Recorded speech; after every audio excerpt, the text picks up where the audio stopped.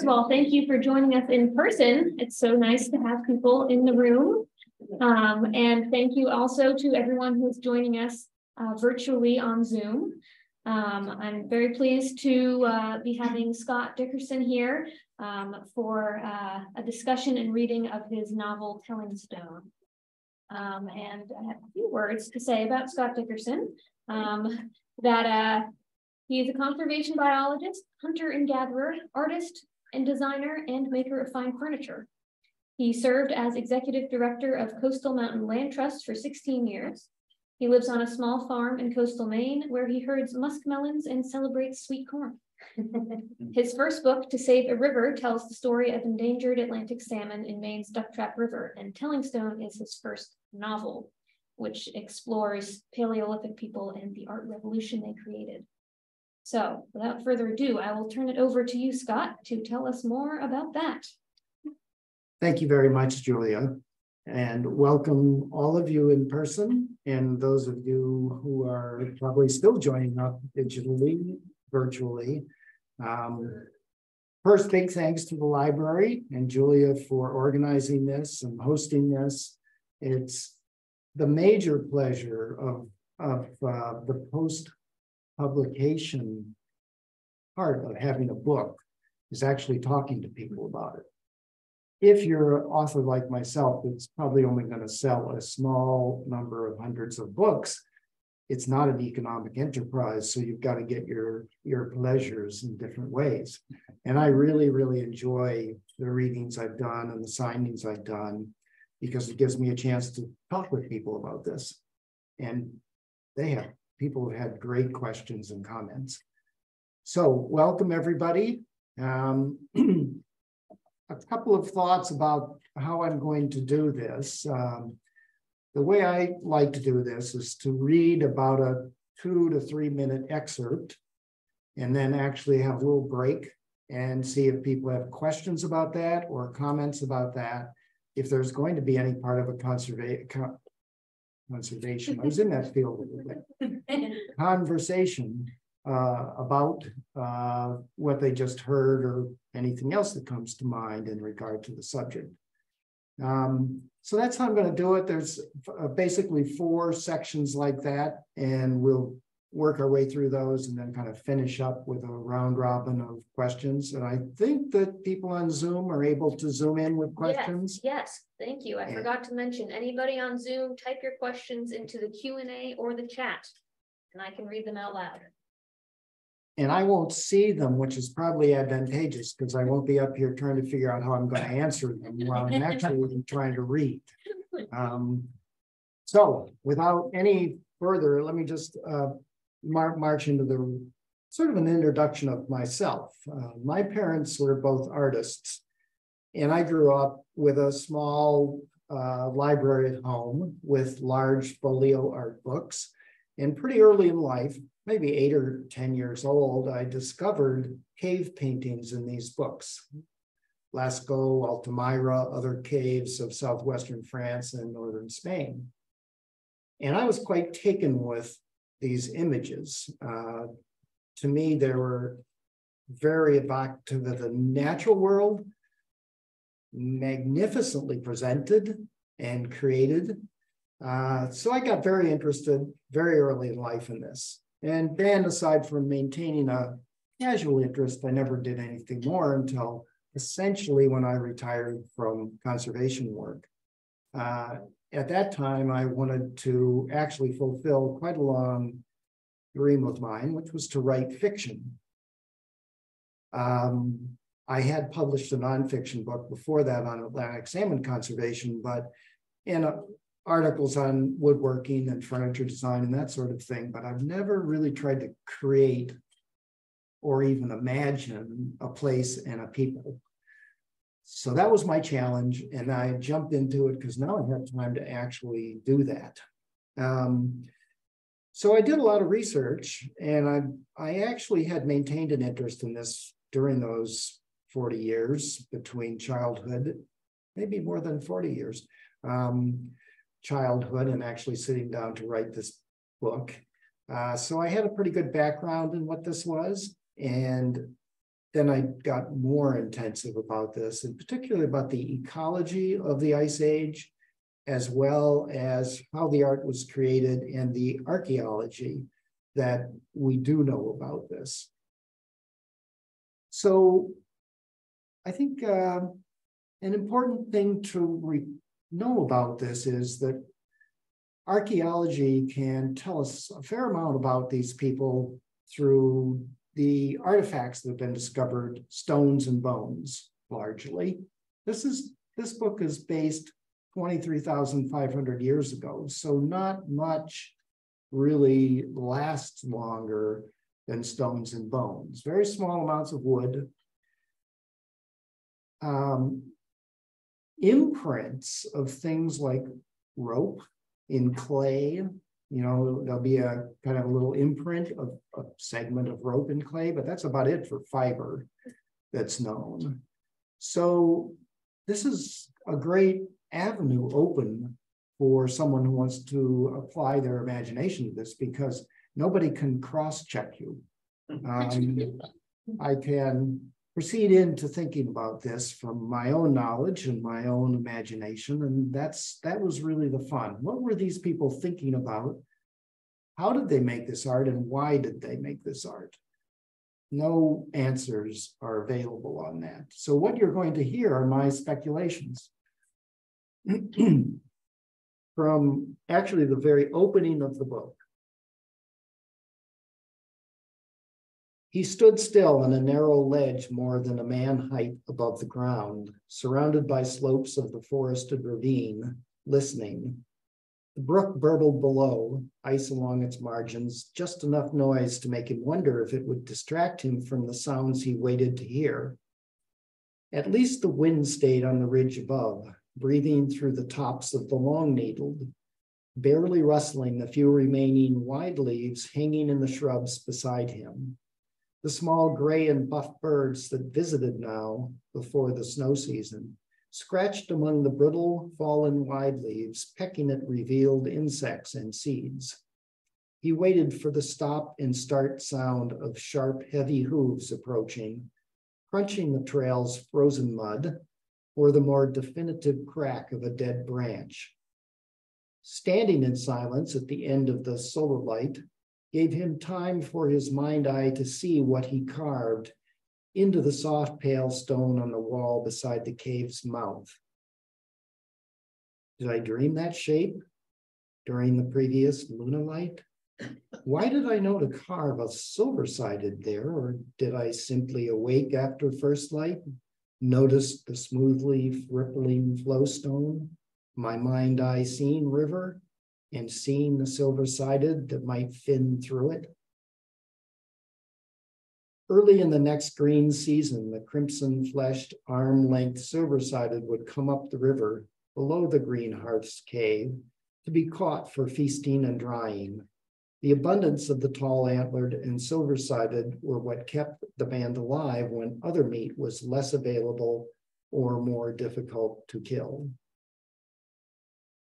I open with this hunting segment because this is about a real paleo diet. These people did not entirely subsist on meat. In fact, the gathering part was a major part of their diet too. But the interesting thing is that very, very little gathering is depicted on the walls of the cave. What's depicted are the animals that are hunted, and they're hunted for their meat. And then a few animals are depicted because they're scary and they eat people. That's what's mostly depicted on the walls. So I opened with that because no kill, no survival for these people. I also just begin to introduce the idea of why this art might have been created. To celebrate these animals, to venerate them, possibly to attract them and secure them. I think that's part of it. There's going to be other parts of the why. Any thoughts or comments about that? I have a question. Sure. So you made a choice to not use, for instance, species names to describe the prey animals that he is hunting and fishing, and instead you what is the right word for that? Is it a gerund? It's an adjective describe it working as a noun, tall antlered or silver sided or whatever it is. And I wondered how you made that decision, how and why you made that decision. Throughout the writing, I was trying to completely stay out of any modern idiom. I wanted to use the language itself throughout the book to help people immerse themselves in this experience that these people are living. So that's the broad idiom, and I think I was pretty successful. I was very attentive to that throughout the book. No iPhones mentioned here. It's really written in a way that depicts things as they were and as they happened then, and not as we might think of them as happening. Now, of course, that's impossible. It's written in English. Most of the words in the book are your normal English language, but there's about 110 or 15, I call them compound words, where I have combined to make a description, a visual image. I'm trying to, instead of saying salmon, which everybody that's going to read this book knows what a salmon is, they see the word, they stop thinking about what it looks like. There's no cause for them to think about what it looks like. But if I say silver-sided, now they're forming an image. That's what I wanted. Now, that's my thinking. Is that successful? I don't know if it is or not. But the tall antlered, silver-sided, certain ceremonies in the book, certain features of life, relationships between people. Many of these things, these 110 words, are compound words, so that people start seeing an image rather than seeing a word. That's what I was thinking. I think it was probably also fun for you. I mean, this Gotta have challenging, but you know, I think this is an area which you've got a chance to be creative within, sort of within the story itself, and another level of creativity that you just have fun with. Yep, absolutely. And in fact, since I've now started writing a sequel to this book, I came up with what I really like as a word for a seal, because in this sequel, seals are very important. And I call it the sad-eyed sleek. And if you think about seals popping their head up above the water, they always look like they're just ready to sob. And they're also just sleek. So you're exactly right. Not only is there this authorial, if that's a word, approach to the idiom, but there's also, hey, just having fun. Yeah, well, it's your world, Scott. Well, and I like how it makes the reader have to think visually, because, you know, in a meta way, it's a book about art, and it makes the reader have to sort of think more artistically as they read it. So I like. You're on the mark. But also, to take that a little further, this, you know, if it was salmon, we would conjure up what a salmon looks like today rather than 40,000 years ago, which may be very different species, but very different, you know, through evolution. Same thing with the birds. I was trying to picture the gray and buff bird, and like, oh, what's he describing? I mean, that's actually could be a different bird that doesn't exist anymore. Well, in my life as a birder, there's probably 100 different species called little gray birds or little brown birds. So, well, let me go on with another segment, and I'm going to introduce some names now. So as I read them, they'll connect. I hope to connect with you. The name of the band here is the Santander. This is set in northern Spain, and there is a major urban area called Santander in northern Spain. So I just thought, oh, that's a good name. Just slightly change it and make it the band name. Also, they are part of a confederation. By the way, these are what we expect. These are what the anthropologists, archaeologists think was organized in human terms at this period. Small bands of 12 to 18 or so individuals, and then confederated into many bands together in a given region. The tribe, if I can call it that, of the confederation of bands, I named the Cantasalute, another combined word. The Cantabrian Mountains lie just at the edge of the ocean in northern Spain, where this is set. And then this era was called the Salutrian, as the archaeologist name for this particular culture of people at this time. So I do this, those continuation of other stuff I have been doing. Partevo facilitates leadership. So his name is coming up. Accio, his son, is the artist and the protagonist of the book. And Corno, who also is a member of the band, and Aduna, his hearthmate, to some degree become antagonists in the book. So those names are going to come up here momentarily. They walked most of the way around the hill that loomed above snow hearths before Partevo stopped under an overhanging cliff. Unlike snow hearths, this overhang lacked a cave, but it was high enough to offer a broad view across the treetops to hills beyond and sky above. There were many boulders scattered under the overhang. Partevo went to two that offered a good place to sit, facing each other. He sat on one and pointed Accio toward the other. Corno confronted you, Accio, more than once, telling all of the Santander that you are a man apart. What he said lingers among the band, will probably come forth again. This might cause conflict among us, some agreeing with Corno, others with you. Before the snowstorms and steady cold hold us tightly together at our fire cradles, the Santander need to settle this. So my mind eye sees this, how does yours? Accio did not immediately reply, instead gazing into the distance.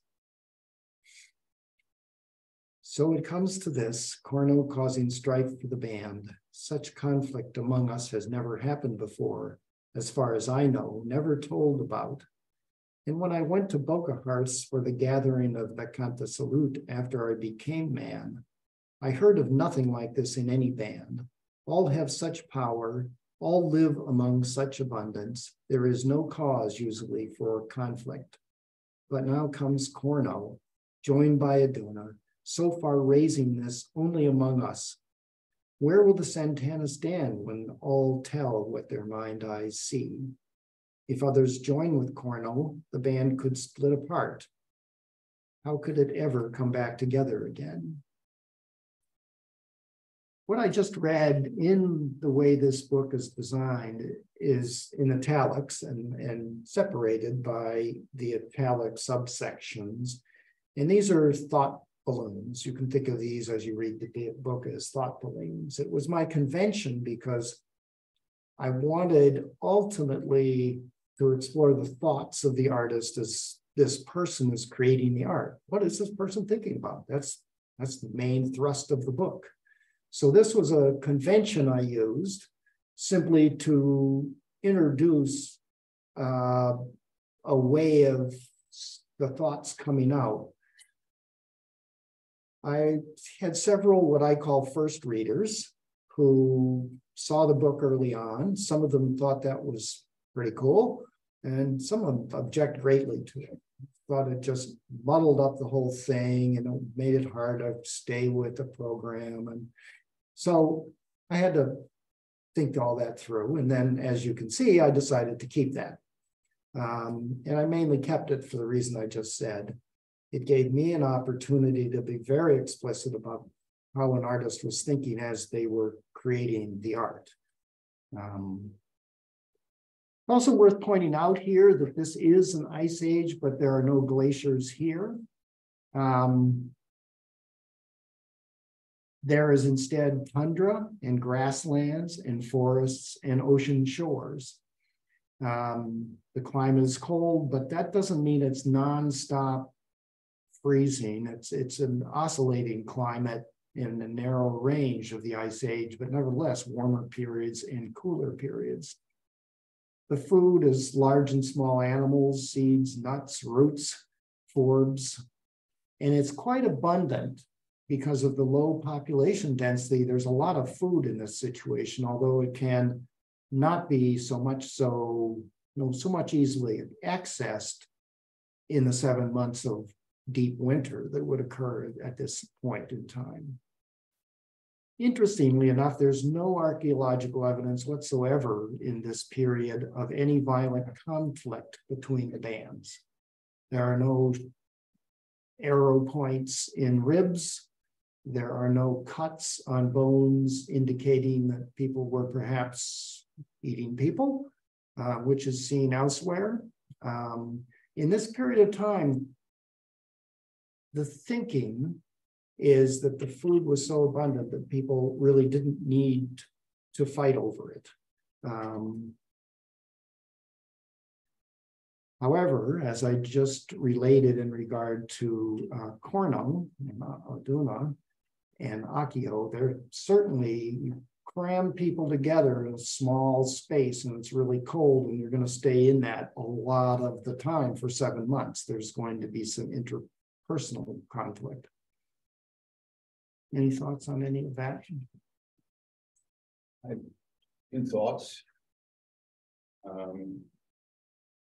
One is that it would have been interesting, I mean, just offering thoughts that have gone through, would have been interesting to actually have dug inside of Corno's real thoughts.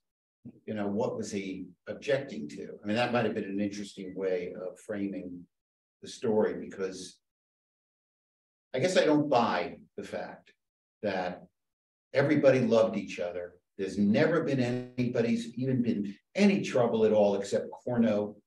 And this one example, why me? He sounds like a whiner to me, which is not that kind of character, but I'm just expressing myself because I love you and don't care. But so I guess I think that was a convention where maybe you needed to establish the conflict. And I don't buy it 100%. I buy the conflict. I just don't know why the conflict is, and I don't believe it's the only kind of conflict that has ever existed among all these tribes. My comment. What do you got? Well, Scott likes a good challenge. Well, you have every right to hold that opinion, of course, because there is no evidence. In fact, one way or the other, the absence of evidence of conflict does not mean there was no conflict. Right. I chose looking at the overall ecology and hunter-gatherer cultures, things we've learned about cultures anthropologically over the past couple of 100 years. That was my choice and my interpretation, and I'm not the only person with that interpretation, especially since we see so much evidence soon, relatively speaking. 10,000 years after this, we're starting to see plenty of evidence of band to band or tribe to tribe conflict, but we're not seeing any of that really, evidence here. I really think this was you believe this was a really peaceful era there? I personally think it was probably quite peaceful. For forecasting for a moment, the sequel gets into a period of less abundance. And it is going to have competition, I'll at least say. I haven't written a whole lot of it yet. So I can say a lot of things that might not come to pass, including the whole sequel. What did you do for researching this sort of? Pardon? What did you do for researching the sort of shape? Well, when I started doing research, it was an era where you actually either took books out of the library or went to the library and read journals, or you bought books. And I did all three in the 80s when I actually started getting a little bit serious about researching this. And then along comes the internet. And you can find out a lot on the internet. I'm not going to say you can find out everything, and you can also find out a lot of wrong things on the internet. Really? Yes. But a lot of the journals are online that one would look at. Books, you end up buying books still. It's a good thing. I've got several up here. So that's, there's a history of researching this that starts with books and journals and libraries and proceeds to some degree in the internet. Have you seen actual cave art or art of this? I have not been to this area of Europe, nor have I been inside of any of the caves or to any of the overhangs where art still persists. But I have seen quite a lot of art in the American Southwest, typically on stone. And much of it is every bit as fabulous as the art in Europe, cave art in Europe, although very different in character. Is it the same time period? No. The art I'm referring to in the Southwest is from 500 years ago to 5,000 years ago, ballpark numbers. So it's much newer art, but it's still the art of a hunter-gatherer people living off the land. When did the hand art was that? This goes back more than 100,000 years ago, well into Neanderthal times. Yes, and it continues all the way through. I have seen hands on sandstone in southern Utah. Well, I spent a little time on that in the book, but it is a very interesting thing because that's the one expression of art. And by the way, none of them are calling it art or calling themselves artists at this point. I have no idea if there was even a name for what they were. But in any case, this literally began more than 100,000 years ago, has persisted through many cultures and many, in fact, species of humanity, or at least 2 or 3 species of humanity. The people I'm describing here, by the way, are Cro-Magnon Homo sapiens, which are exactly like us physically and mentally. They just weren't as technologically as developed, of course, as we are. But they had all the capabilities mentally and physically that we have.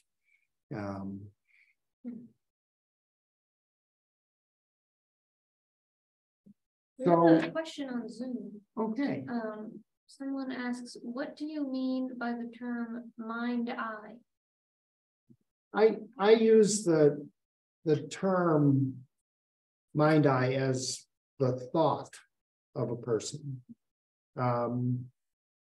In my mind eye, when someone says that, I've stepped away from the italicized expression of the thought to needing to say something about it in the narrative, in the plain English narrative, plain text narrative of the storyline.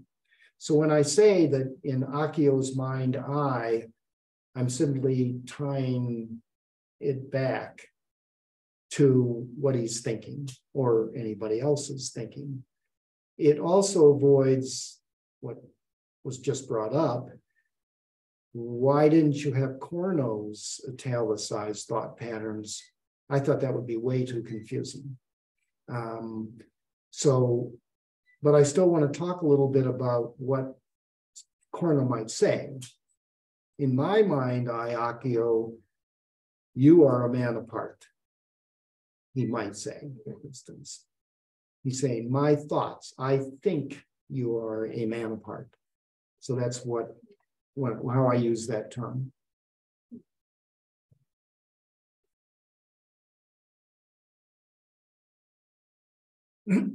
So again, a short introduction of names. Vedova is the most elderly of the Santanda women, and she's in this segment leading the Becoming Woman ceremony. The two women or two young women, we're going to call them girls until they become women. The two girls are Larna and Sidacha, and they are experiencing puberty and they are ready to become woman through a ceremony of the band. This, by the way, is pretty much true of all cultures in one way or another. You might think of our prom, at least when I was in high school, as a sort of a becoming man or becoming woman ceremony. In a way, it's the first a woman to man, boy to girl sort of ceremony. You're going to go dancing here and you're going to dress up and etc. Religions are even more expressive of such ceremonies. So this is not something new, and it goes back far into anthropological research. The Wall of Hands is a chamber inside one of the Santanda caves where the band gathers to make its decision. In that place, each band member makes a handprint on the cave wall with earth life, which is red ochre, something we actually have here in Maine. But Katahdin Ironworks is basically a big red ochre quarry of a sort. It's an iron-rich stone, most often reddish, and it also goes all the way back for hundreds of thousands of years in art and in ceremonies where people are buried, covered with red ochre, for instance, or tools are rubbed with red ochre. So it clearly had a very strong influence on the way that people thought about this and what they use this for. And another person, Pito, is the man who brought painting to the Santanda, who previously had only done etching and scratching into the walls of the caves, carving. And he taught Akio and Sidacha about painting. Vedova slowly walked to the mouth of the cave, stood and looked with softly narrowed, age-wrinkled eyes around the Santanda. It is time for two children to become woman. Lead us into the cave, Larna and Sidacha. All adults carried a fat light that they lit as soon as Vedova spoke. When they arrived, Vedova stood with her back to the Wall of Hands, Larna on one side of her, Sidacha on the other, each of them looking out to the band. Larna, Sidacha, find your hand and join with it. This was done quickly, for each knew where her earth-lifed hand was. They waited facing the wall and the hand. Larna, Sidacha, you have grown with us. Your body tells you it is ready to become woman. Our women have told you about all powers. You stayed at the overhang for a lunalight and most of a solar light. Time for the burning power to become known to you. Are you ready to become women of the Santanda? Siddhartha hesitated so long that Vidova repeated, Siddhartha, are you ready to become women among the Santanda?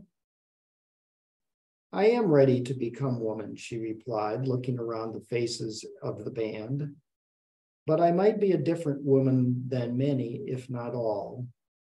As I spoke at the woman's overhang, I find joy in my mind, eye, and hands when I paint colors on the open cliff wall, as Pito has shown me. I do not know of another woman of any band who knows this joy. That is my difference. I have no reason to believe that this will keep me from the joy of meeting the power of a man with my burning power, wherever I might find that man. But that man in this band must know of this difference and that I expect to follow its path.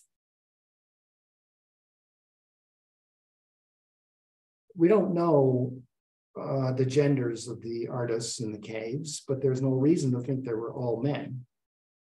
We also don't have any reason to think that the women, or at least some of the women, didn't hunt. And in fact, in many hunter-gatherer cultures, it's not so rigidly women gather, men kill. It's often mixed in terms of the roles that the different genders take on. So part of this book, this is a matriarchal culture. The women have a lot of power in this culture, and to some degree, they lead the culture.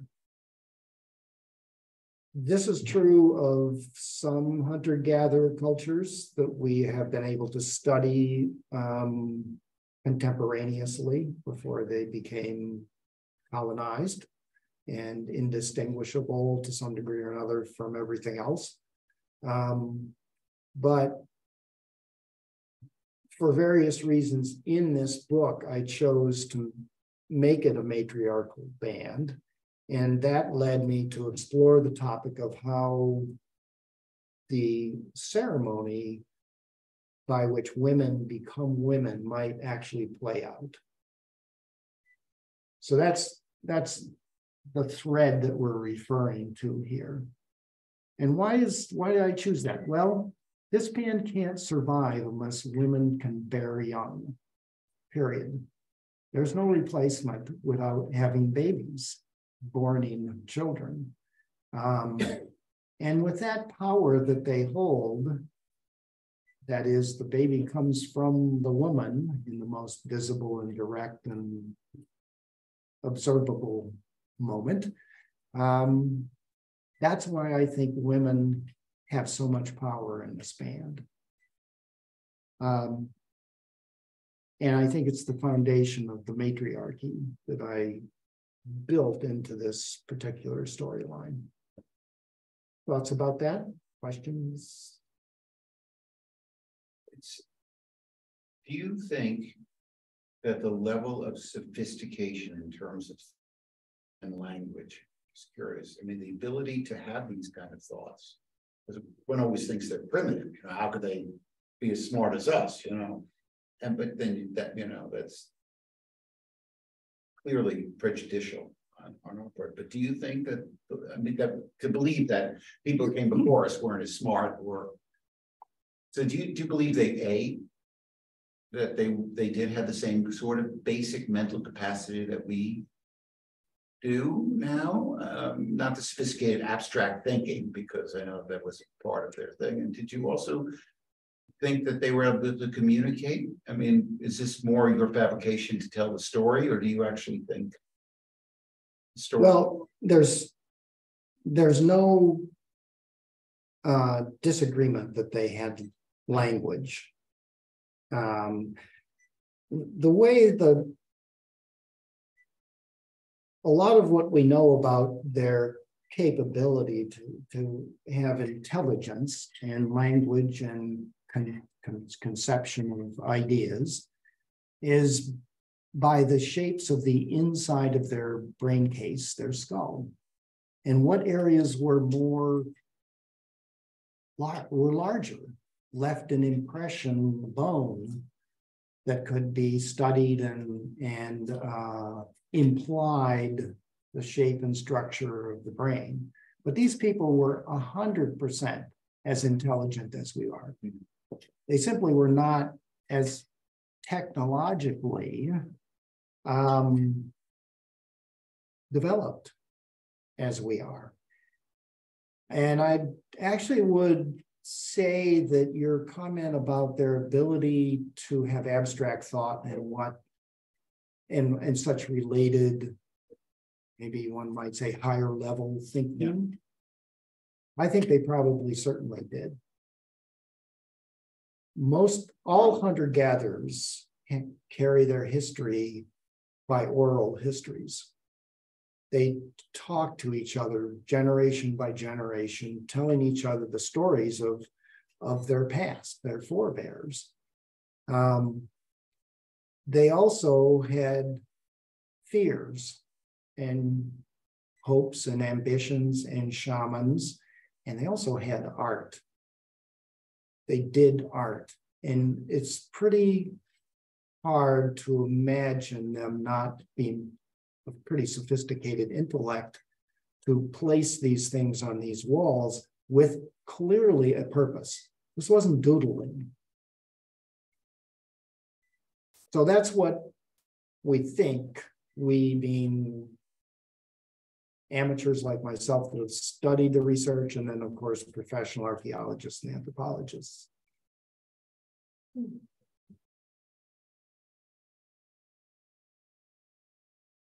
That was a thoughtful look. Yeah. You too can ask a question. Well, I think it's interesting, the character, I forget her name, but who is kind of declaring herself as different. It's interesting that she really takes the fact that she enjoys creating art as being something really meaningful that sets her apart from others. And I guess I'm curious, like, your decision to make that like a very meaningful thing rather than like, oh yeah, she likes to make colors on the wall or whatever. Yeah. Versus like, this is something really different and something that she feels is very tied to her identity. Two parts to that.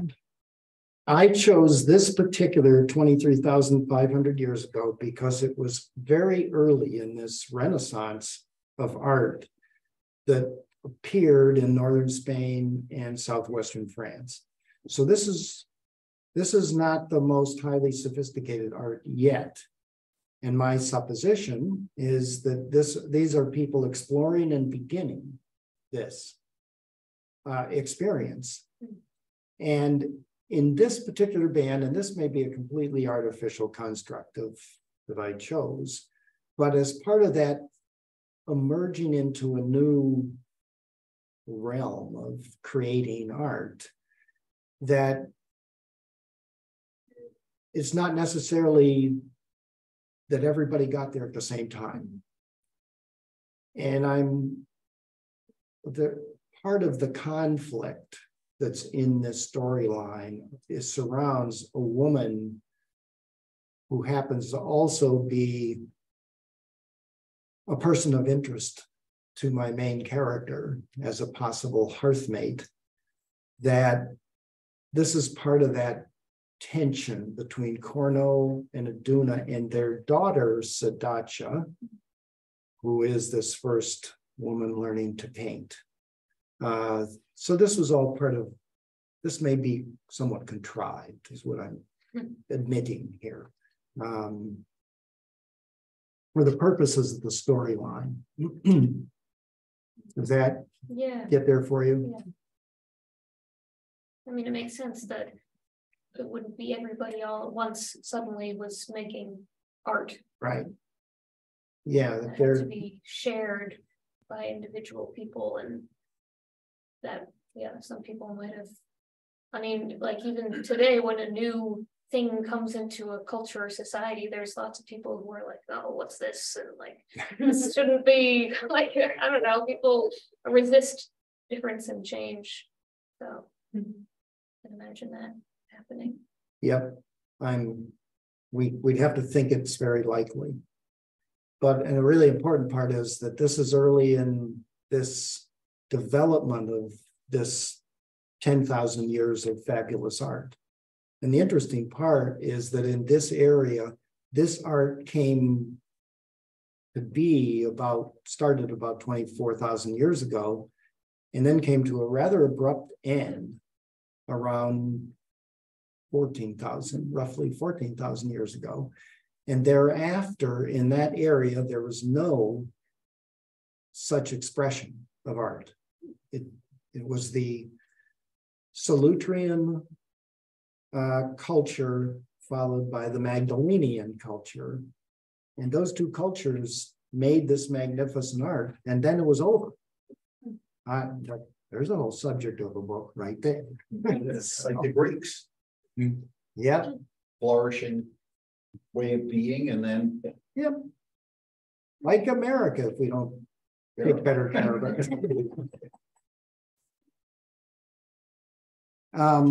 Okay, so my last piece. At this moment in time in the book, Accio, who Aduna and Corno have confronted, has decided he has to leave the band and travel to give time for the band to heal. He also, like 20-year-old people, men and women, kind of have a little wanderlust. So he wants to get out there and travel his environment. He also hopes for a little romance, maybe, and maybe we'll find a hearthmate in another band. This is fiction, folks, and there has to be a little of everything, you know. So, one of the important things Accio does as he travels is every place he stays, if it's a place that's possible to do it, he takes the time to express himself by carving or painting. And that's how, in fact, in the book, I sort of recapitulate an evolutionary complexity of the development of the art. When he returned to the inside of the cave with tools and paint, he no longer wondered what he would tell the stone. He knew, his mind eye saw all of it. Accio's hand guided the flint Bjorn around the shape of the first tall antlered, smooth lines flowing from its head, held high, down the curve of its neck and along its back and around its rump. Now I'm carving a shape like my hand felt when it traveled along Marita's body, the smooth flow of her strong back into the breadth of her hip, fullness of her rump. As he carved, none of the tall antlers were the same. Some grazed, one alert with its head held high, some striding forward. A bull led, its head upward, antlers stretched along its back, mouth open, its power told in every way. Though the stone was silent, Accio could hear the loud whistling challenge coming from its throat.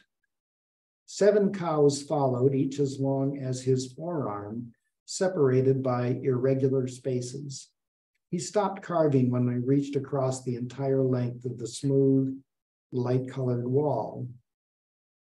When he got the lump of earth life from his basket, Accio realized there was not enough to paint entirely around the outlines of the tall antler that he had carved. His plan was to completely fill the lines cut by his flint Bjorn with earth life, but that would not be possible. While he kindled the fire and roasted some of the short antlered meat, his mind eye sought other ways to paint the tall antlered. The answer came to him while he slept, while his mind eye wandered through the sky with Luna and the spark eyes. Usually at first light, when he awakened, whatever his mind eye saw while he slept blew away as quickly as snow before a gust of wind. But this first light, His mind eye held what came to him during the lunalight.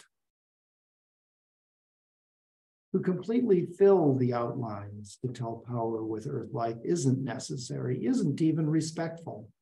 Earth life would surround them, bind them, color them with our power, not theirs, make their power into mine, offend their power by such control. To tell how the tall-antlered and Santander have found this way to live together, it will be better to place dots of earth life around the outline. Power can flow through those spaces between the dots, in and out between the tall-antlered and the Santander, making one immense power, and they will look like newborn tall-antlered that have lines of white dots along their bodies. The earth life spots I will paint will share the borning power of the tall-antlered with that of the Santander women.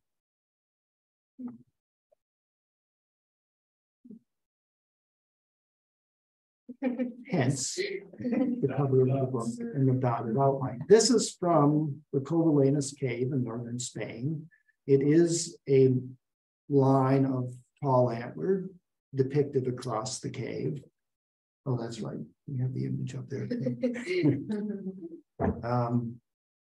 And so it's a real thing, and it was fun to me to think, what was this artist thinking? Parenthetical note, the tall-antlered are the most important animal for their food. Red deer travel in herds. Red deer, by the way, are essentially the same as our American elk. Look the same, pretty much act the same. They sound a little different. But there were very, very important animals, and they are depicted in great numbers in the cave art. I have a question on Zoom. Somebody's asking, what is the scale of these paintings? How big are they? It varies quite widely. Some of them are very small, the size of the palm of your hand, perhaps. Then they range all the way up to, in this particular early era, have not found and dated any that are anywhere close to life size. But in this particular instance, for instance, these are 6 inches, 7 inches long, maybe 8 inches. These tall antlers in the cover of the book, as they march through that particular cave. Yeah, they're just 8 inches long. But some of them are much bigger. The forearm, I heard that in that last reading. Wasn't that referring to the length of the animal? You've kind of caught me out there because of artistic license a little bit. Right, sure. The cave I'm in has, for various reasons, there aren't in fact 8 red deer or tall antlered in the Covillanes cave. I wanted a longer thing because it ties back to something he observed in real life in his travels as this group of tall antlered went across a meadow. So I've stretched things a little bit. Has anybody ever found like an artist showing up in 2 different caves that they believe might have been the same artist? I don't know that. But because of the style of art was at times distinct into different caves that have very distinct styles of art, the way animals were expressed. But at the same time, there was also stylistic similarities that would show up in other caves.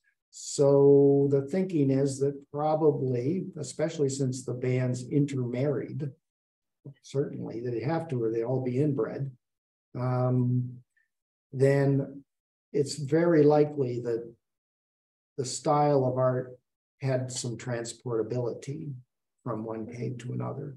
which could have occurred by people visiting a cave and taking it back, or by a person going from one cave to another. One more question. Only one? Well, I don't know. It depends on what you say. No, it's just started thinking about the hearthmate idea and the couples. Is that the idea that people have this sort of relationship, man, woman, single hearthmate, producing a child that they then cared for, as opposed to a more sort of liberated, I'll sleep with you and then I'll sleep with you. Is there any backing for that, your particular view? Well, there certainly isn't any evidence 23,500 years ago. But when hunter-gatherer bands have been studied anthropologically before they become very distorted by modern society, there's tremendous variation.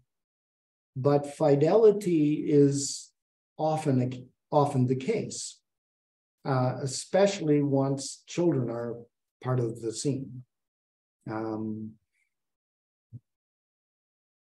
But I can't know. For this book, my construct around matriarchal nature of the band and what I wanted to express about the power of women bearing young, it was valuable. I didn't read a section, for instance, involving that in my culture, in the Santander, the expectation is that a man will go and live with his hearthmate in the locale of the woman's band. And there's, in the becoming woman ceremony, which is, I read just a little piece of, there's a description about why that would be in the spoken history, the verbal history of the band and how it came about that this was important.